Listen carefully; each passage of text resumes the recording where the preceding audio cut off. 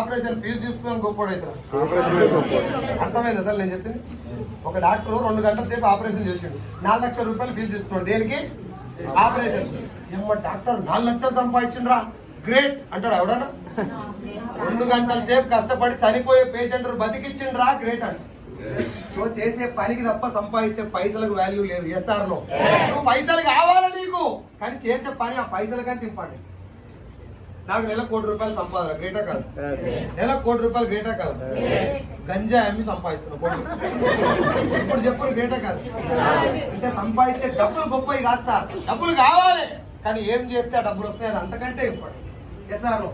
ఇక్కడ మనం ఏం చేస్తున్నాం సార్, మా ఇంట్లో ప్రొడక్ట్ నేను వాడుకొని 7 సంవత్సరాల గ్యాస్ పెయిన్, ఒక కుకింగ్ ఆయిల్ వాడుకుంటే, రైస్ బ్రాండ్ ఆయిల్ వాడుకుంటే 7 ఏళ్ల గ్యాస్ పెయిన్ ఒక 15 రోజులు తగ్గిందా? మంచి జరిగిందా లేదా? నాకు జరిగిన మంచిని ఏం చేయమన్నారు కంపెనీ వాళ్ళు? డబ్బు తీసుకొని సాటి ఏమన్నారు ఊళ్ళో. నాకు నూనె వల్ల మంచి జరిగింది. నన్ను ఏమేమి కలిపి చెప్పండి. అంటే వాళ్ళకి ఆరోగ్యం అటువంటిది లేదు. ఇది కలిపింది అది కలిపిరు. నా దగ్గరికి ఒక ఆయన వచ్చి పుట్టుడు స్టూడెంట్ వచ్చి, అన్న సభ్యులకి ఇట్లా వంకర ఉందని అడిగి ఏం చెప్పాలనికి? సర్టిఫికేట్ ఏది అంటే చెప్తా, కంపెనీ పర్మిషన్ ఏంది అని చెప్తా. సబ్బు వంకర్ ఉంది అంటే నేనేం చెప్పాలి? చెప్పిన స్పైనల్ కార్డ్ దెబ్బతిన్న తమ్మి, ఇంజక్షన్ ఇప్పించాక నీకు ఫోన్ చేస్తా అని చెప్పి. కాబట్టి don't discuss about unnecessary things. నువ్వు వాడినవా? 7 సంవత్సరాల గ్యాస్ పెయిన్ నీకు తగ్గిందా?